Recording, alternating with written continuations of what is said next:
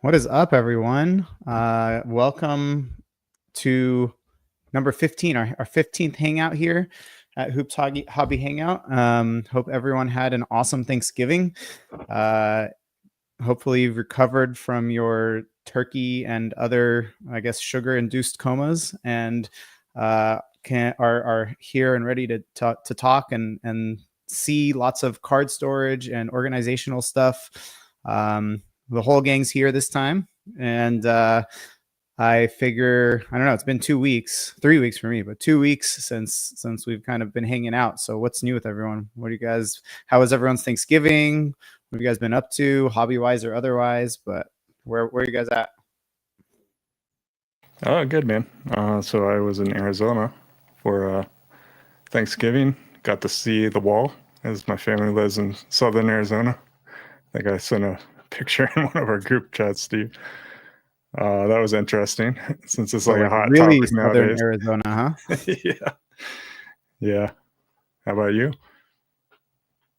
I had family fly in, so my mom is always the Thanksgiving host. So my brother and sister live out of state. Actually, I think I've mentioned before, my sister and her family live in Denver. So they flew in, as well as my brother and his girlfriend.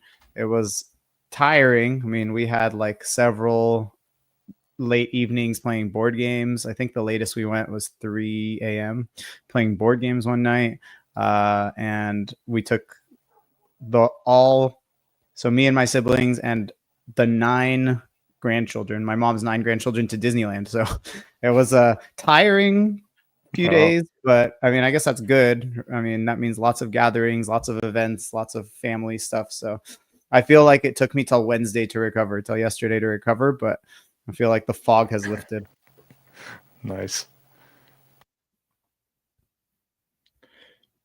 Not much new with me. I just went over to my brother's for Thanksgiving, had some food and watched some football. Nothing too out of the ordinary or special. Yeah, same here. I mean, it was good. We have the same family traditions, but Joey, that sounds like it was quite an ordeal, and I'm sure it was great, and family time is great, but that might have been a bit outside my comfort zone for a weekend like that. That's a lot of stimulation there, good and bad. Yeah, I mean, my wife is a champ because it's kind of like the one time all year that all of me and my siblings are at, my mom's place and stuff, or like hanging out, and we're all in the same region. So it's pretty much 5 or 6 days straight from morning till night we went to like a petting zoo one day, we went to the beach one day. It's just lots of children. My brother, my younger brother, who's the only one without kids, he couldn't even handle it for the 3 days he was there. He got overwhelmed by the 9 children, 6 years old and under, that were terrorizing us. Don't blame him. I've got kids, and I might have been overwhelmed by all of that. So, yeah. What about pickups? Anybody pick up anything over the last couple of weeks worth showing off or chatting about? Yeah, I got a couple. Got them pulled out. Steve, you've already seen these, but while Ryan gets some cards out, let's just all recognize that Danilo Gallinari officially retired from professional basketball. Yeah. So that's what we got on tonight. His favorite player. Retired from the NBA. Last year, I think, Ryan, after the ACL, and then went over and finished up his is it Italian career? Is that where he finished up? He played in Puerto Rico, I believe, and won a championship. So that was pretty cool way to end it. Yeah. And sorry for interrupting. Let's see what you got. No, you're good, because I probably would have forgot, to be honest. I'm dealing with, as I told you guys backstage, dealing with a little bit of a migraine headache, which I tend to get monthly. So if I'm scatterbrained tonight, that's why. But yeah, this is first pickup here. This is a 2014-15 Gary Harris Spectra RPA, one of the vertical versions. And then that's the green emerald out of 5. A little nice patch in there. That's when they were still on card, right? That is on card. Yeah, that's nice. They had a couple of those. I think maybe the horizontal versions did have the sticker autos, which I have a couple of those as well. But yeah, the verticals being on card is pretty awesome. And then another one, Steve, you've seen this one as well. This is a fireworks photogenics of Jokic from an All-Star game. I don't remember. That might have been. This is a 23-24 So it might have been could have been the All-Star season or the championship season that he was on the All-Star team playing. So I'm not sure exactly where the photo's from, but it's the the fireworks parallel out of 5. What's that? What are the? I like the fireworks a lot. What's that numbered out of? They're out of 5. Out of 5. So it's kind of a fun chase, and they usually have pretty decent photography. That's why I like that set. Yeah. How do you like it on top of that action shot? Yeah, that's actually why I picked that one up, just because, it's photogenic, so it should have something cool. And a lot of Jokic cards are him just like dribbling, which, he kind of plays point center, right? So he's doing a lot of dribbling, maybe coming off a rebound on a lot of them. But if you can get one with more like that action shot type, where it looks like he's putting in a shot. Yeah, like a little push shot or maybe even a dunk. But for people that haven't seen the fireworks, I think they used him in that really garbage status release, a third-year status, and they've carried it over here and there. It's got sort of a galactic feel to it, but instead of doing sort of the diamond shape behind it, it sort of kind of pops out like a firework. So it's a bunch of tiny little sort of firework designs. Mm-hmm. Anything that gives a little bit of motion to a high quality photography card, I think looks pretty good. And it's not super overused. Because some parallels, they've just been used to death and they call them different things, and then they're low numbered and you're like, but I could get it in this product in the non-numbered variation. So I kind of like the ones that they stuck to. We're using them more sparingly, I guess. Yeah, a little oddball style design for sure. Yeah. Since we're on the topic of them, I just have another use of that. I think it's the same effect. It's from Donruss Elite. I think it's 20. Gosh, I should remember. Yeah, it's 22-23. It's the same effect. It's not on the action shot, but it's the Keegan Murray rookie from Donruss Elite. Oh, that's great. Yeah, so I really like this card. It's one of my favorite nice. Keegan cards. But yeah, it's a really nice effect, like you guys said. Lots of motion and stuff in there. That does show the design pretty well there. Yeah, it's kind of more circular, but yeah, you can see why they call it fireworks. Yeah. Cool. Just welcoming officially Caleb and Sean from the chat. So welcome, guys. Looks like Caleb is going to have a card to share soon because his first Jokic card is coming.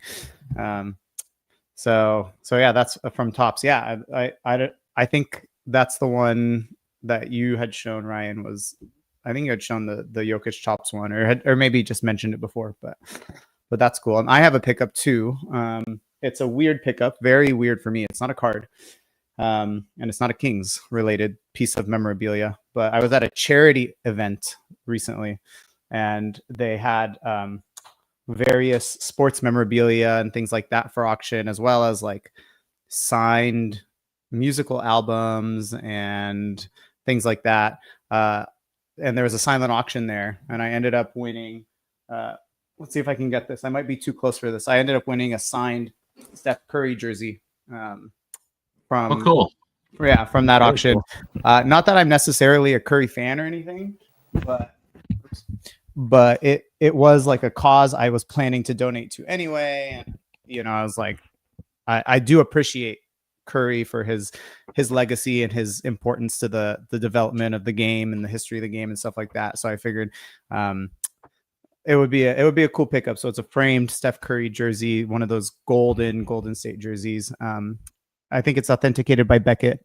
I would have preferred the Kobe signed ball they had, much to, I'm sure, Steve and Adam's dismay, but I would have preferred that, but I didn't love the autograph on it, and the bid was like $12,000 with several hours left. So I said, you know what, that's probably not for me. Kobe's one of the most overrated players in NBA history, and Steph Curry is one of the most underrated. So I think you made the right decision. Yeah, I don't regret it for sure. Yeah, I actually agree. I don't know if I agree that Steph's one of the most underrated, but I do agree with Kobe's status being pretty overrated. And maybe we could say this for another episode, but I want to put the cat. He's an all-time great, and I still think overrated at the same time. I think both can be true, but I think Steph is just. I think when we look back 20 years from now, we're going to realize how much he changed the game, what he really did accomplish in an era of how many great point guards have come and just worn their bodies down and not be able to get over the hump of a championship or MVP, and he's been doing what he's been doing for longer than any of them. I mean, all the Dames and the Kemba Walkers and the Kyries, et cetera, and Curry's been the one to kind of lead this entire generation of backcourt players. So I think when we look back on Curry, we're going to really, really appreciate him. So good pickup. Yeah. Can still light it up on the court. I mean, he's so efficient. I mean, he drives me nuts because he's the perfect type of overconfident, but he should be that confident. But man, he knows how to rub it in a fan base's face. Like he can just rub the opponent's fans the wrong way. It's such a like endearing and just cringy way at the same time. So he that's your blood boil a little bit. Like, I know he's a good guy. It seems like he's a great guy based on everything off the court and like family life or whatever. But man, I just cannot get over that kind of like well-earned smug confidence he has, and very much rubs in the opposing team and the opposing fan base's face all the time.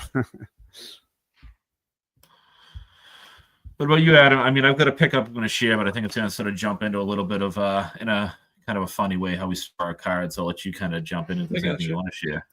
Yeah, I mean, to piggyback on the Curry convo, I agree. He's definitely underappreciated today. Very revolutionary, cool pickup. I personally don't like his change to the game, so I have a little bit of disdain towards him for that reason.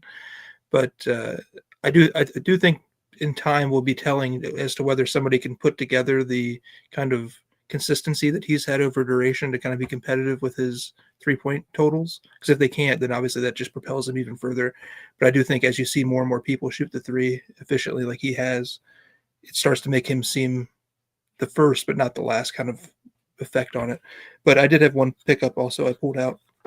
I've had the Bird version of this for quite a while, and it's the gold to 10. It doesn't pick up very well in the light here, but the standard versions of these are kind of a gold background of the signing area and then like a silver area around the card, and these are kind of flipped where it's kind of like a holographic silver and a gold around the card. I didn't think ahead of time, but I may have a standard version I could pull out of a different player. For people listening on the audio only version, Adam's showing off a jumbo on card Bill Russell auto. Just go, and that's actually some great ink on that one too. Very clean, and yeah, it is. I can't find quickly just the standard version, but like I said, it's basically flipped, just like a silver framing around the card in a gold autograph section rather than the silver with gold. What year is that, Adam? This is I'm always terrible about that. It's somewhere in that area. Shows 05 on the back, so yeah, probably 04, 05. Yeah, because I did at one point have a LeBron auto from that same set, because it had that same like kind of cutout for the auto, and of course, you know, probably sold it for $100. Yeah, exactly. Adam knows I'm picky about my Bill Russell autos, and I love when they're a full auto in line like that, because some of them, depending on the cards that he was given, he stacks the Bill on top of the Russell. And I think like a true actual signature like you would put on a document should, you know, demand a significant premium over like something that was just designed to fit on a card. So I think that's a great pickup, Adam. As you know, I know. All right, my one pickup, and the reason I'm going to share this one is actually because I want to talk about how it arrived, but just out of interest, so I'm actually going to share a WNBA card that I picked up. So Alyssa Thomas is one of the true greats of this generation of WNBA players, and her 2014 rookies out of 500, because back then the only way to get WNBA cards was there was one company, Rittenhouse, that created factory sets, and they'd print 500 of them a year, and they would just sell the complete set. In each set were 4 autos and then the 100 base cards. So been after one of these for a while. They're obviously like, you've got a lot of set collectors that were collecting back then, don't break them up. So it's tough to find one of those copies. But this card came, Ryan, we've got an issue.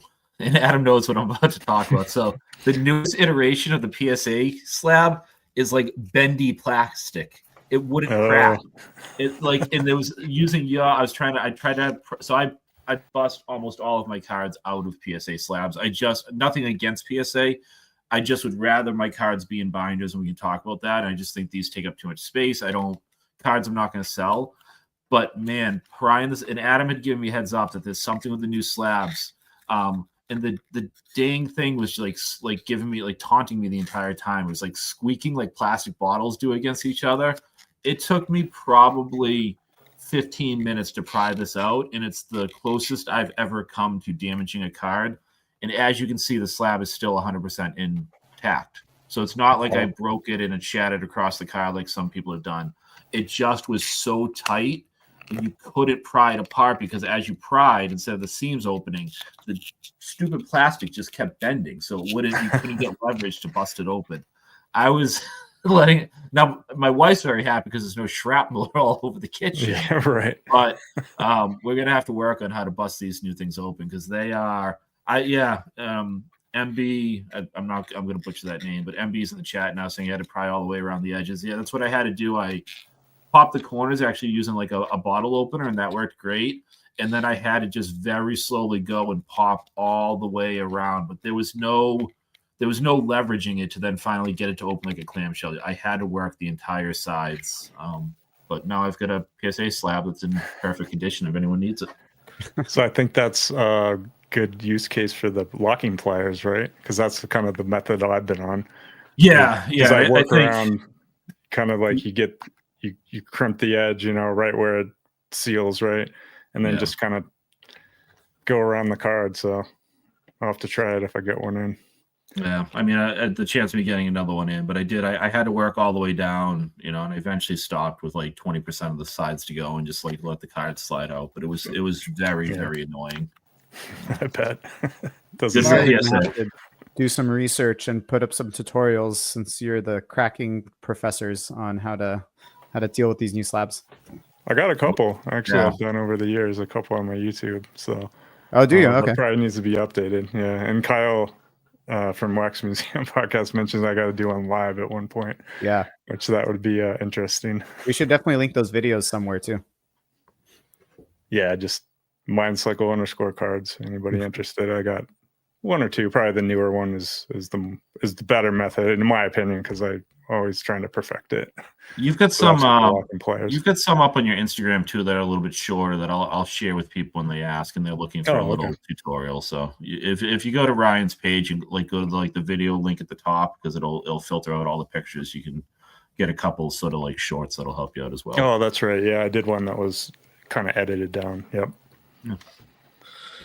Yeah. Before we jump in, just a reminder to everyone, if you want to join in and hang out, and obviously we're kind of transitioning here from pickups and what we've been up to storage and organization. So we got the QR code up there with the stupid duck in the middle of that StreamYard duck, but scan that QR code if you want to jump on the video, or I'm going to put that link in the YouTube chat. So if you have any thoughts, tips, ideas, comments, feedback, or anything you want to share, you got that link, you got that QR code, jump on. Obviously, feel free to throw in thoughts in the chat, but we'd love to hang out, have you on kind of in person as well. So yeah, I am definitely not a maestro in terms of this stuff. So I think you guys probably would be better to start us off in terms of how you organize your cards, store your cards, things like that. Yeah, I mean, I'll just start just because I was just mentioning binders. So I think what'll be interesting is people can't, like, if you were to just on the surface talk to Adam and I at the same time, you would think that there's a lot of overlap between how we store our cards and in, like, on the simplest forms there are. But I am probably unhealthily tied into making sure all my stuff's stored the exact same way and in a very consistent manner. I don't care necessarily about how they're organized, but the storage. So I go out of my way to keep cards in binders. So I use, and all the binders have to be the same. So I use almost all of my cards, anything 75 point or smaller or thinner rather, for as far as card stock, is stored in these binders. So they're called BCWZ folios. I use the extra large version, so every binder holds 480 cards. They have like a black backing to them, so you can't read the back of the cards, but they do allow you to store a card in a penny sleeve. So they're, and it's still, I wouldn't say it's a rigid backing, but there's a little bit of protection to the back of the pages. So anything, like I said, 75 point or smaller. So all of my Jay Crowder cards, my like sets, my Paul Pierce stuff, even my Prism Golds, like I've never been worried about the value of the cards in there. I have pulled cards out to sell, and back when you could grade for a reasonable fee, I graded cards and got plenty of PSA 10s back. So, the cards are well protected. They don't crimp, they don't crease, they don't get beat up at all. And I just like to kind of minimize the amount of space that is taken up. So I have gotten rid of like top loaders and mags for those cards, and I just file them all in. I don't know. I probably have. I was actually my son was helping with my binders earlier, so I should have counted them. But like I said, everyone holds 480 cards, and I probably have 8 of them, maybe even 9 of them. So I mean, a lot of cards and just on one bookshelf, and that's kind of my preferred way of just storing. It's just minimalistic, but it has to be consistent. I can't go and buy one of the budget versions of those binders, or once it's closed differently. They've got to all be the exact same style of binder. So I'll kick it off with that part of it. So I don't know if you collect any base, but so even base cards go in there too? No, I do. I mean, like everyone else, if you were to go into the closet where the cards are, you'd find some like old binders back, that have like 92 Stadium Club sets in them and stuff. And but the only set, and I used to do a lot of set collecting, but like I do have, I've got the full complete base set of 2017-18 and 2018-19 status, and yep, those are in one of the Z folios together. I have like a status specific binder. So, when the stuff works together in a theme, or I put together the entire 2012-13 Crusade Blue set, which was like a subset that within Crusade. It's a 300 card quote unquote base set. Yeah, that's in one of the binders that I have for like some shiny cards. So the very few base sets that I have are in those. Like I have a WNBA Prism set that I'm slowly transitioning over to the Silver Parallels. That's in one of those. So yes, but not like I don't go and like if I were to bust a box, I wouldn't just file away all those base cards unless I'm going after the set in a binder. I would just keep them. I actually keep a couple of like the empty boxes from when I used to rip cards and just keep the base cards in those. Now, did you say you do 75 point and under? That was the threshold? Yep. Now, are there times that you'll purchase items intentionally knowing that they're 75 points or less so they go in the binder and not items that are 100 point? Or yeah. Do you buy whatever you want? A little bit of both, Adam. But like when I was doing my, so I did like an auto set of got autos for every player or team member that I could of the 08 championship team, and I specifically highlighted cards that would fit in that binder. So instead of going after like a flawless auto, I might go after something like one of the preferred die cuts or prestige auto or something that could go in the binder as opposed to be 130 point cards. So there are times where I will prioritize that. Now, do you prioritize like vertical versus horizontal for that purpose, or doesn't matter that way? Yeah, so like I took out, I didn't sell it because I like it too much, but I had a horizontal KG auto that was on card, an SP Vital Signs. I took that out and put it in a different part of a binder, and then like in that page, I went and got a second. I got a Revolution vertical auto to go with that set just for the consistency. So yeah, there's definitely a lot with like the aesthetics and the consistency that I try to go for and keep things flowing in the same direction.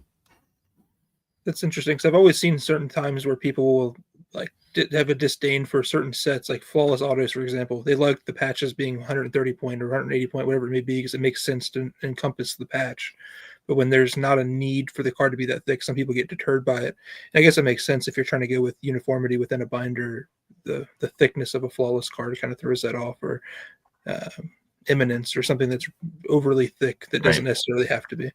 Yeah, and I would fall in that category. Not that and I do have a couple flawless autos. I've got like a Ray Allen and stuff, and they look great. But I do try to keep. I've got 2 kids. I also have way too many hobbies between mountain biking and Legos, and my kids collect stuff. So I try not to like just let stuff spill out as far as the space. So I have like a 2 or 3 bookshelf, like section of a bookshelf that is for my cards. So I also think of it in terms of the real estate. So if I got a couple of flawless autos, then those are going to go because everything has to be consistent. Every flawless auto is going to go in a mag that's going to then get bagged. So it's going to take up the thickness of a 130 point mag. That's then going to take up a lot of real estate in one of the 3-row boxes I have. Whereas if I could get that same player with an auto that I like just as much, but I can fit in a binder, the binder's already there. So that card's not going to take up any extra real estate. So I do try to keep, I try not to have, I just talked about having like 5,000 cards and binders, but I try not to have a massive collection that like can overwhelm the storage area that I have available to me. So from that regard, I think the eminence and the flawless stuff is a bit of a deterrent, because it would just take up more space than I deem necessary sometimes. And do you sometimes feel like you're not picking those up despite how you feel about them? Like, I mean, if you feel like they're a good addition to your collection, or you love the design or something like that, does that, I'm sure sometimes it takes precedence over the storage potentially the storage issues that come up. But do you find that you tend to prioritize the storage over the design? Yeah, like if I see a player that I want an auto of, I'm going to see first if there is a card that either already fits in a set that I collect. So like when I wanted a Kevin Durant auto, I found one from my buddy Mike Bev at the National that was a status on-card auto. Okay, well, I collect status. I have a status binder. It was a Warriors one, so I traded for that, right? Like it already fit into the reason I have a PC. If I saw a player like, just, I don't know, let's pretend I didn't have a Kevin Garnett auto and I saw a really nice flawless one, I would then say, okay, you know what? I now want on my to-do list is to get a Kevin Garnett auto, but let me see what else is out there now that I've decided I want one, and see if there's one from a set I already collect or one that'll fit in like a binder project I'm already doing before I jump on this 180.1 or can I get a patch that maybe I'd like better than an auto? So it definitely, the way I store cards and the what I've already been collecting and trying to find some consistency definitely plays into how I prioritize cards. Very cool. And do you, I mean, I don't know if I think you mentioned those like traditional binders. Do you use any binders like these or whatever, like those standard binders because for me, if it's, I don't know that it's a value thing. I don't think it's a value thing. It's just kind of like what fits. I put my, I guess, rarer or more expensive cards in those Z folios like you were showing, but then sets, team sets, just larger player PCs that are just kind of a lot of base and inserts and whatever will always go in those binders. Yeah, I mean, I'm sure we all use those a little bit, right? Like I've got two, just because I think they're like 3-inch D, they might even be 4-inch D ring binders. One's light green, one's dark green, that like me and my kids just organize Celtics cards in. So they're just like any Celtics card I get, like if they're used as packaging materials or friends send them to me, or I open a pack on those base cards. I put together, I've stopped doing sets. Like there was a time when I would do a lot of base sets. Like I was trying to get like one base set from every year that NBA cards existed from like when I was a kid. So I would get like a 92, 93, 93, 94. I've kind of moved away from that just because I wasn't enjoying it as much. I did put together a Marvel set recently, and I used a basic, 1-inch D-ring binder and just the basic pages. So I'll still use them, but I've moved away from collecting that type of stuff because I'm just, like I said, over the years, I've tried to consolidate the amount of space I give to this collection. So it does take up a lot of space. And I can jump in real quick if we want, because I do have a lot of those regular binders. And so I'll throw a picture up on the screen when we do like the edited version of this, but I've tried to keep it to one side of the closet. And if you see behind me, there's just a regular closet there. It's creeped over onto the other side and is kind of taking up that side as well. But yeah, that's a big deal. Space is an issue. So the way I kind of organize mine is I have like the regular binders on the very top shelf. So there's like a shelf built in that came with the house or whatever. Below that, I have the Z folios. I also do the Ultra Pro binders, which are very similar, and I'll show that off here in a minute. They don't have a zipper, but they're equally as sturdy, I'd say. Below that's my 2 rows, and then below that is just bins of just throw cards in there until I find a spot for them. So that's kind of how I have it laid out. Speaking of really thick regular binders, this is one here. I don't know if we can read it, but this is my 90-player PC. You can see it's 1 because I got 2 of these giant things. And this is just like back when I got in the hobby, back into the hobby in 2010s, early 2010s. I just literally grabbed all the cards that I had, took out players that I like here's Jordan, you got Magic Johnson, Robert Parrish. There's a little section of him. just like players that, you know, I remembered. And I spent probably 6 months doing that, just like grabbing them out from these bins that I had grabbed from my mom's place, you know, and just putting them into these giant binders that I already had. And that was kind of fun. So a lot of my stuff on like the top shelf is going to be stuff like that. I used to do Nuggets team sets kind of like you, Steve, and just kind of got burnt out on it. So a lot of those are actually going into like, I'm trying to do just a regular binder now that has maybe like, here's this year, here's the next year. It's all on a single binder instead of separate binders for each season, because it just got to be too much. And I wasn't breaking as much cards, you know, buying boxes of cards, etc. That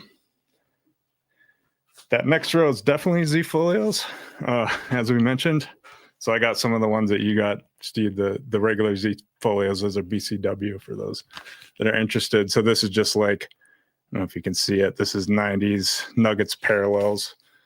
Really cool thing about those for nobody, you know, people that haven't seen them is that, yeah, you can pretty safely store them. Like I literally have, I don't know, stuff that might be considered like a non-binder card, like Star Ruby's cards there, and Flare Legacy. I got PMGs in there.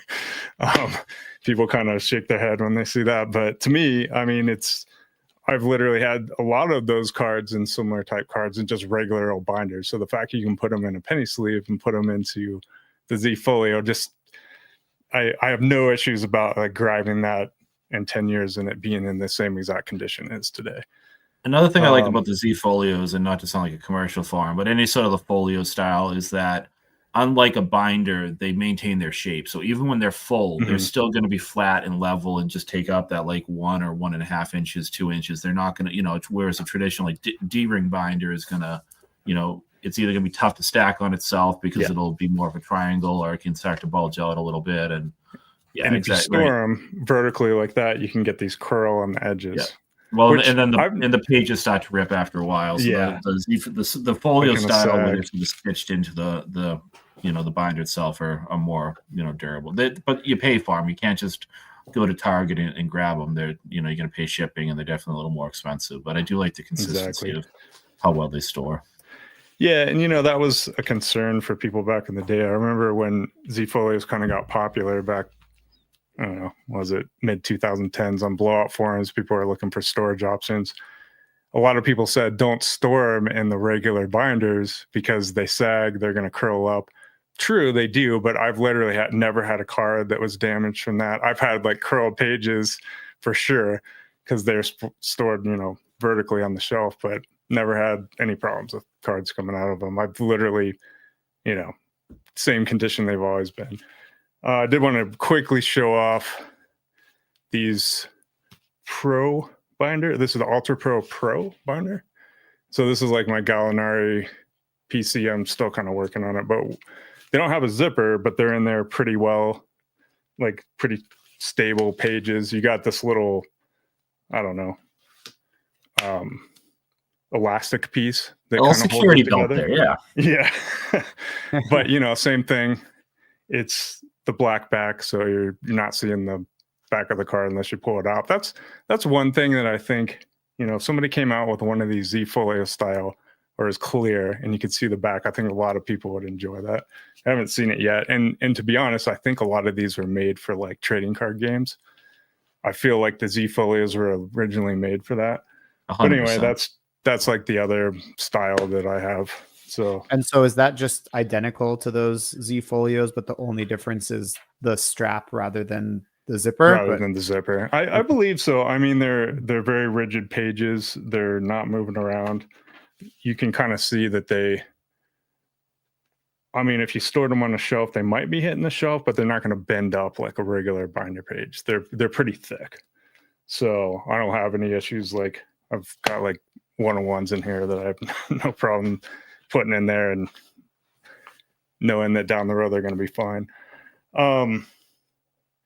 Cool. So yeah, that's kind of that shelf. And then I do have something kind of cool to show before we get to the 2 rows. Well, nobody needs to see a 2 row. Everybody knows what a 2 row looks like, Yeah, right? yeah. I was Yeah, going to we pull know- it we up know the on here, but it's so shoeboxes. heavy. But I do have this case. So this is for like the higher end Nuggets cards that I have. And so this guy is on Instagram. This is Mag Case or Mag Cases, one or the other. And I actually got this back before Instagram was like really a thing, and he was selling them on blowout forums. But it's he'll do like your team logo or like a photo or something. He's got graphics that he puts on the sides of these now, and they have a little lid to them. And then he's got ones that are bigger than this, but this is like a little 3 row. So I store like higher end Nuggets cards in here. That's really what it's for. And so it's not super practical for like a storage because it's kind of bulky and big, and you don't really want to put something on top of it, but it's just kind of fun. So anybody interested, that's Mag Cases. I think it is something like that. So do you store higher end Nuggets cards in there regardless of their size, or is it just the thicker cards because the other ones are It's mainly the thicker cards I've gravitated towards. It's had all kinds of stuff over the years as I go in and out. Because you guys, let's see, was it last time when we were doing Flawless? I was showing my binders with the 130 point cards in them. Yeah. So and where's the card that you don't like to let people know you have because they harass you about it? That's a 5-figure card. Oh, it's Where's in that? there. That's in a binder, I took it right? out of there. Yeah. Well, some of them are, yeah. Some of them are in that case. Some of them are in binders. Yeah, there's literally Jokic cards that I've taken off my page because I'm sick of telling people it's not for sale. But yeah, that's kind of what I do. And then 2 rows boxes, I got a ton of those. And bins.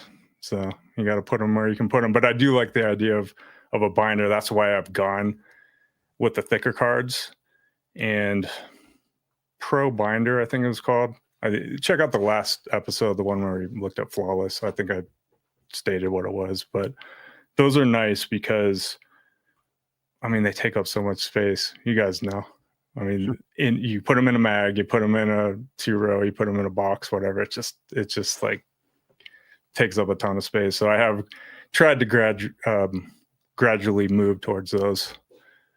Not for everything. Some stuff's going to stay in, the nicer cases. But yeah, that's kind of what I do. Very cool. In terms of like organization, because for me, I think similar to you guys, it's all about just size. I like anything I can put in a binder, I will. Size matters, Joey. Size matters. It does. When you're organizing, size matters. Yeah. So, I mean, I put everything I can into a binder. Even after Ryan, one of those first episodes where you were showing those top loader binders, I picked one up and I started moving as much as I could of the whatever 130 point cards into there because I just like to be able to flip through them. Obviously, there's some stuff that just doesn't fit or it doesn't comfortably fit with it in a side of a top loader or whatever. But I don't know, I'm still working out how much I can put in there versus how much is staying in those. I think I have a 4 row box and I just have a 4 row box that's organized like non-Kings cards and then Kings patches, patch autos, and then just autos that don't fit in binders. But like for me, I pretty much have everything separated as Kings player PCs, Kings team sets, Indians and Guardians, just all in one binder because I don't focus on them too much.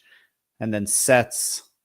And then the last one is just like random player PC. So I have one binder for players like Westbrook or Duncan or David Robinson, where I collect random lower end cards of theirs, but I don't have a ton of stuff. But I don't know, like in terms of organization, do you guys have a system like that?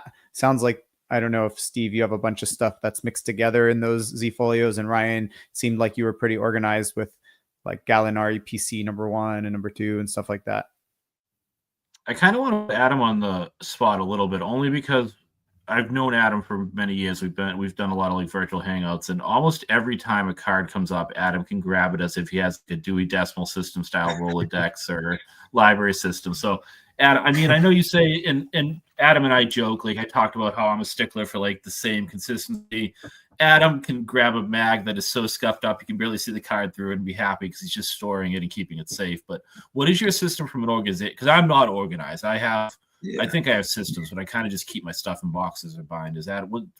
What's your system from more of the organizational perspective? Yeah, that means more to me. So like on your end of the spectrum, you care more about the uniformity of how it's all stored. I don't care at all about that. I just care about how quickly I can find the items and also just kind of the cohesiveness of the way it's stored more than I do all of them being in one touches or top loaders or in a binder. So the way I do it generally is like for basketball as an example, I collect predominantly Hall of Fame stuff. So all my Hall of Fame patches and autographs are organized alphabetically by last name. So I can look behind me in some of these 4 rows. I think there's 3 or 4 of them of Hall of Fame basketball guys that didn't play for the Celtics or aren't depicted in the Celtics, I should say. There's some guys that had played for them on like a Parrish Bulls card or something. But I would go back there and you said Parrish, I could find a Parrish out in the P's, and I can go to Olajuwon, then I could go back to D and find Adrian Dantley or whoever else it may be. And then I do similar things with like my own teams that I like. So like the Celtics, like all of like the pre-Bird era guys, I have separated in a separate box. So it goes like Kuzi, Sharman, so and so, working its way up to like Cowens. And then I have a 4-row of just like Russell and Bird autos because it's like my 2 favorite guys to pick up. So it's like not as much of the kind of keeping up with the theme of time period, but just the 2 guys that I like the most. And then I have like a Bird era teammate box of the same 4-row autographs patches like Parrish, Ainge, McHale, things like that. And that same kind of concept goes around with I have a box that's just the soul of the game cards. I have another box that's just like patches and autos of legends that haven't made the Hall of Fame but might, or fan favorites. Like you might find a Sean Kemp in there, and then you flip through a little more and you might find, I don't know, Horace Grant or something like that. Like just some notable names that aren't in the Hall of Fame and maybe aren't necessarily like a given for the Hall of Fame. Because like Durant, I already have in my Hall of Fame boxes, for example. I just save myself the hassle of having to reorganize them later. But in terms of like binders and things like that, I was never a huge binder guy. I did grab one while you were talking because nobody shared these. It's a little dusty. I haven't touched it in a while. But back in the day, I used to use some of these for some older, like a nice 69 top set, put it together in this forever ago. And I have some other 70s sets in the same binders as these. But a few years ago, with talking about binders with you, Steve, I actually did buy one of those Z Folios. I think it's the same that you use, the extra large 4x4, whatever it is. And I like them. I put some expensive cards in here too. But more than anything for me, it was just like getting some of the 35-point stuff out of my 4 rows just to make more room where I could easily store more stuff in there without having to take up crazy amounts more space or have to add an extra box. That was the big thing, was the way that I have them sorted behind me. I like the way it sits. It's like 3 or 4 boxes and it fits everything pretty well. So when I run out of room there, I normally find a way to store more in a binder or sell off some excess that I don't necessarily need. If I get so many autos of the same person or something, I sell some of the lesser ones and keep the better ones, kind of concept.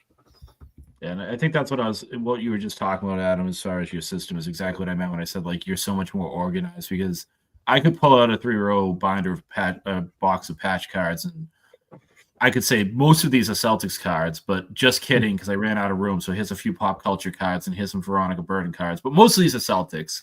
Oh, can I see a Pete Maravich card? I'm going to be flipping through all 2 rows or 3 rows to find that card, right? So I know generally where some of that stuff is. And my binders are much more organized because I put them by like play or a set and then by year, but definitely my nicer stuff is, or even the few graded cards I have, they're all in the same box, but I couldn't tell you, like, there's no rhyme or reason to them. They're just stored safely, whereas, like, it is more about, the uniformity and space that it takes up for me. So it's just interesting how, like, we have very similar collecting styles and use some of the same materials, but we just approach it so differently. Yeah, I mean, like, for me, part of the issue, too, is, like, I like to buy duplicates sometimes, but I hate to find that I bought a duplicate that I didn't necessarily want 2 of. And so, like, the best way for me to do that was this process. Or, like, if I'm about to go bid on a Rick Barry autograph because I want the ultimate archetypal or something autograph, I can easily find Rick Barry and look in the section of his cards and say, oh, I don't have that one. Versus if I have them all kind of thrown about, and so this next 5 boxes are all Hall of Fame stuff. I'm never going to know if I have that particular one. So that for me, and I've done that many times. I think there was an occasion, I don't know, maybe during COVID, I bought a card not thinking I had one, and I had like 2 or 3 of them.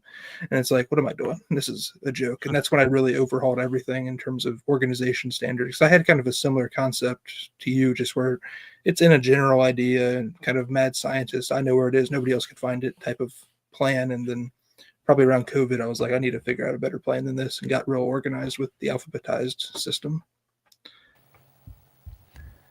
You guys want to highlight some comments real quick? I think we got a couple of good ones. I was going to show this one from, it's a crazy one. He says, my tip for storage, talking from experience, is never leave price tags on penny sleeves when in folders. Over a long period of time, they can leave impressions on the card, which is very true. That's, you know what also happens is be careful when you go to a shop or a show and like take the card out, because I've seen cards that have gotten inconsistently faded a little bit where they've had the price tag over the corner of the card, and that it'll leave like a darker spot because they've had it like in the wrong showcase, the wrong lighting. Yeah, and I think especially like your dollar bins, and they still do it. They just put the price tag right on the penny sleeve, and the penny sleeve is in the dollar box, and get it home, take it, and put it in a new penny sleeve. They're not super expensive. I think I've been given penny sleeves, not every show, but a lot of shows they'll give them out, or you can buy them for cheap. So even if you're not ordering them and trying to pay shipping, you're at the show, just grab some penny sleeves. They're called penny sleeves for a reason. Let's see. We got a couple other. Sean says slabs, top loaders, card savers, one touches loose. 4-9 page, 2-3 D-ring binders, shoe boxes of all sizes. So he's got a bunch. He's, as he says, I'm all over the place, which is honestly, that's where I am into. Even though I try my best to get stuff down to like, okay, I want to put this in the Z folio. I got this player PC, I'm putting it in here. It's still all over the place. That's what the bins are for at the bottom of the closet, is just like all the random stuff that is in like random like shipping boxes from ComC or something. They're still hanging out in there and talking. Figure out on that topic. Actually, I always get conflicted because I love the way cards look in one touches, but I also feel like it's hard to look at them because you just have to put them in a box. So I always get conflicted. I'm like always going back and forth mentally over whether I want to transfer as many cards as possible into binders or transfer as many cards as possible into one touches so that they can look better just when I pull it out to look at it. It's a conundrum for me. You were saying too, Joey, you have 130 points now in the Z folios. You went that route. You're one of the crazy ones like me. Yeah, and the nice part about it is, I don't know if you guys remember that Duncan patch that I got from like 0910 Limited a month or two ago. It's cool because I've just over time accumulated most of the rainbow, not the 101, but most of the rainbow. And it's cool because, I can look at that next to the base 35 point insert. And it's just cool to have them all next to each other. And I put that even in that giant binder, which is probably not the best use of it, but I want to keep my rainbow next to, all together. So here's a little insight into like how much I can overthink this sometimes. So with my J, I've mentioned many times my J Crowder PC, right? So I literally chase every license card he has, so he was drafted in 2012. So in some of the early year stuff, especially 2013, 14 product, some of the jersey cards which weren't prime because Panini was all over the place, they might have used like a 75 point card or even like even just under 100 that fits perfectly in a binder. But then I get the prime version and it's like 130 point. And then it drives me nuts because it's like, okay, this could fit in my binder. Do I split them up or do I have to then pull it? So then I end up like overthinking it about like, it just frustrates me. It's like, okay, I'm wasting a spot in the 3-row box because this could fit in my binder, but then I need to keep the little mini rainbow together of the 1-on-1, the prime and the base, relic or something. So I'm all over it, and it does frustrate me. Man, Sean, you love Marquee, yes, Marquee, 2012 Marquee. Everybody let Sean know that we like 2012 Marquee. I think he brings it up every other episode. I do like this card, Sean. So, Steve, your solution is to just grab that top loader binder so you can put them all together. I've got to say, I've gone There you through go. so many systems in the 15 years or so that I've been doing this that like I have my system now and it's not changing. It's like I did top loader binders for a while. I had everything in mags for a while. Like I was telling Adam before we got on that I have a bunch of like 35 to 75 point mags literally in row boxes under a bed that I'm going to send him at some point because I used to keep everything in one touches. I've done it all. So, you know, my system that I have right now it works very, very well for me. So I'm going to keep it. And next time we're on, I'll bring the binder down and we can show Sean those marquee cards to make everybody happy. I'll be excited.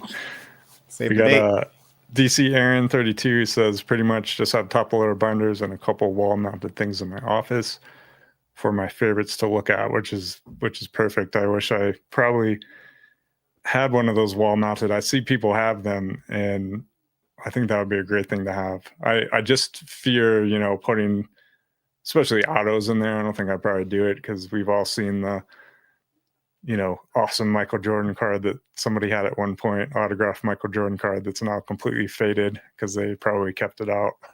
So I kind of limit what I put stuff on my desk on just the little stands for mags, you know, or top loaders or whatever you have. But those wall mounted do look kind of cool. Do you guys have any of the wall mounted stuff or is it just mainly sitting on the shelf?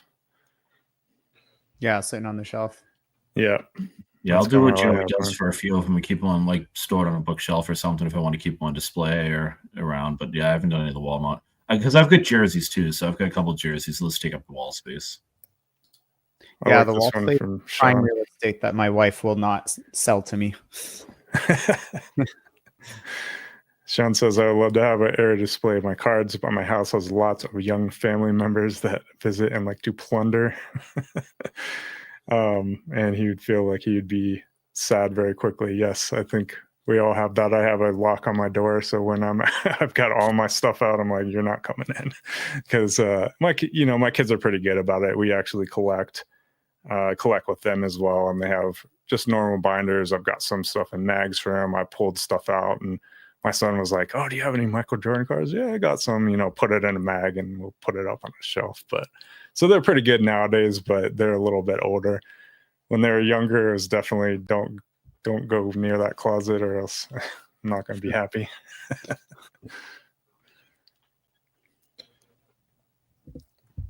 Cool.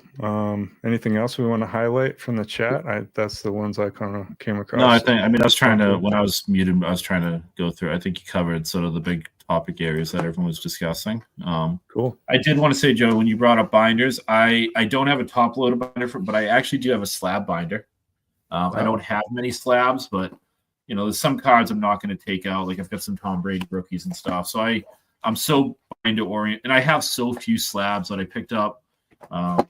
This is the one that's always being pinned on Instagram. It's Prezi or something. They are pushing it to Instagram like crazy. But I picked this up. It holds 38 cards. There's my Dave Robinson auto right there. So just something where, you know, like I wouldn't bust that out because it's authenticated, right? So like there's some that I wouldn't want to take out of a slab. So I've got a slab binder. And then I just wanted to bring up for a few people, we're talking about storage. Sorry, Ryan, there's going to be a lot of background noise. I do have some oversized cards in my collection. This is probably my favorite one. It's the Sportscast one. But anybody that might have some older oversized cards, they do make penny sleeves and top loaders for oversized cards. I find it most useful to go to Amazon and filter for like photography stuff. So these are 6x9s. I've got 5x7s. I've got 6x8s. And so they're not expensive. Obviously the penny sleeves are cheap, and I have way more than I can use because I think they sell all the stuff in like, you know, groups of like set 50. But great ways to protect some oversized cards, and then you can just kind of lay these down and you know, on your bookshelf or keep some of them on display. But I just want to bring that up because for years I've brought up on one of these episodes that I sold a Joker, you know, auto that I had because it was a box top and I just couldn't figure out how to store it safely. And obviously I got some decent money for it too. But those oversized cards, I'm a fan of box toppers and stuff, so they can be kind of tricky. So there are storage options out there that are outside. You don't have to go and get them graded in a big piece of plastic. You can go on Amazon and get some stuff pretty cheap, and it you know, protects them perfectly fine. That's actually what I was going to mention. Is sometimes you see those graded and they can be horrendous, and sometimes they grade them decently sized. But I actually had one sitting over here that's a box topper, and I haven't cracked it like I do most things, simply because I feel like it's harder to just store them outside of the slab than it is in. It's just easier just to leave it in there. But it's not too terrible compared to the size, but it is still ridiculously large. What a great card. Art. Stadium Club. You mentioned it was literally sitting directly next to me. Yeah. No, it's funny you say that, because I actually do have 98.99 Finest Basketball. Their jumbo boxes came with box toppers, and I put together I pulled the Ron Burst Refractor. It's only a 14 card set, so I put together that set years ago, and I had BGS slab them because they're not even, they're the most oddest size, oversized cards. They're not like a 5x7. They're, I don't know, we'll just say 4x5 or something. But I should have brought one down. BGS did a great job slabbing those because the slab's almost just exactly the size of the card. So they're not oversized. I mean, you see some of them and they have like 3 inches of plastic on either side, or they're super thick. Like, it makes sense that they don't have whatever molds that they would normally use. But yeah, no, that Randy Johnson looks pretty good. It actually looks really good slabbed. The booklets that they had before they figured out how to do them, and they put them in an 8x10 slab, and it would be just a regular card that was a booklet. And so so 80% of is just plastic. Those are always funny back in the day. Yeah. And I was going to mention too that a lot of times I'll go on eBay, and the weird size stuff you can find a little bit easier, and you can find like lots of like, I don't know, some weird size, because I collect a lot of vintage non-sports stuff where it was not traditional size. Like there's the tobacco smaller size, then you get up even at postcard size stuff. So I found that if you go there, you can find 25 of these random like top loaders and sleeves that you can pick up from somebody. So that's another place to look for them. And I think kind of the final thought I had was just to put a little, just remind us that when we are collecting stuff, part of it is to store the stuff, and it is worth it to sort of do your research and buy good quality stuff. I mean, I'll never forget growing up when, little Steve was hanging out in the neighborhood with some of the older kids playing basketball, and the guy that lived a few houses down the street from me had a second year Michael Jordan, which even back in 1990 was a chase card, and he stored it in some oversized screw down case, and the thing turned black. I don't know what oils were in that screw down, but the entire surface, like front surface of the card, got like, you would have thought like it was like Rorschach ink blot on it. So part of collecting is storing our cards, and that does cost money. And it, I don't even want to know what I've spent in turning over and getting, new mags throughout the years or different binders, but that is part of the cost of, collecting our cards. And, it is worth it to look at reputable companies, and maybe, before you jump all in on a certain organizational system, or there's all these drawers out there, to replace the shoebox style thing, maybe go to a show, check the stuff out, or maybe order one type of, holder before you go and order a case of them or something. It's, there's so many options out there right now. Yeah. And also, like, one of the parts of the hobby in terms of time spent is organizing and stuff. I mean, I know that when I'm trying not to spend money, that's how I spend my time. I try to avoid going on eBay as much, because I'm like, well, I should not be spending more money because of however much I've spent on cards recently. So I'm going to try to spend time reorganizing my binder pages, or, putting things away in the right place. I mean, I also have a stack of cards that I've had for a while that I need to put away, and it just keeps getting taller and taller. But maybe take pictures of cards, stuff like that. Sean actually mentioned something really cool, and I was going to ask this, if anyone has ever put those oversized cards in picture frames, because I think that those would look really cool. I mean, that Randy Johnson card, or some of your box toppers, Steve, like that Paul Pierce Murad or whatever, would be really cool in picture frames. I mean, those would I think display really nicely. I'd say like the only thing I wouldn't do is like an auto. I think it's just too easy to fade unless it's never going to see sunlight or really bright light. I'd be nervous about putting any autos. But yeah, like the box toppers that just have the photo, like they did those back in Court Kings back in the day, those would actually be pretty perfect. Yeah, the oversized Murads that Steve's showing there. Definitely. Yeah, and that auto probably pressed against the glass. Yeah, that probably wouldn't work out great. And this isn't Sean is a very knowledgeable collector. I'm sure like how he has them or we have them stored, but just if people are thinking of doing that, just remind, like if like Joey's got one touches cards behind him and one touches that, he's in a modern office at his house, probably has LED lighting, so that's safe. But the one touches also have some UV protection to them. A picture frame that you're going to grab at like, Michael's or Target or whatever that might use glass or acrylic is not going to have any UV protection to it. So just to take an extra, extra layer of caution when you're putting cards out, or like if they are just a base box topper, like that just looks good. Like definitely, I mean, some of those Court Kings box toppers look like little pieces of art, and I mean, they were probably $2 for the base ones, the non-auto. So just be aware of what you're putting out there and how you're doing it. But I bet they do look cool. Good little piece of like memorabilia to have on, next to the TV stand or something. Yeah, Sean, you should definitely shoot one of us or like our Instagram account, Hoops Hobby Hangout, a photo of your framed oversized cards. That'd be very cool to see. Anyone else have anything, or have we covered it all? Are we good to go? I'm good for now. Can't think of anything. All right. I think we covered quite a bit there. I'm sure there's more to talk about, but it can come up organically as we, like the 130 point top loader binders. Those will come up. I'll probably have some weird random thing that I'm doing, in another couple months. We'll have to dedicate the first part of next week to you showing one of those off. Yeah, you missed out. Yeah, because you were. Oh, that's right. You didn't. He brought it out. We all laughed at him. I saw you bring it out. I was watching, at least after the fact. I don't remember. My kids got in the way. But cool. Well, if you hung around and endured an hour of nerding about binders and boxes and slabs and top loaders and mags and whatever, congratulations. I'm very impressed. Hope everyone has a great week. Feel free to share with us any storage setups or organization things you have. And we'll see you all next week. Have a great week. We'll see you guys then.